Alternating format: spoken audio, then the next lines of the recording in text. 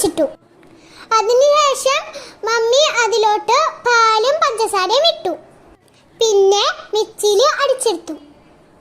ഇനി നമുക്ക് mango ice cream ഉണ്ടാക്കാം. അതിന് നമ്മുടെ വീട്ടിലത്തെ നല്ല പരുത്ത മാങ്ങ എടുത്തു. പിന്നെ അതിലേക്ക് പാലിട്ടു, പഞ്ചസാര ഇട്ടു. അത് കഴിഞ്ഞ് ഞങ്ങൾ മിക്സിയിലിട്ട് അടിച്ചു.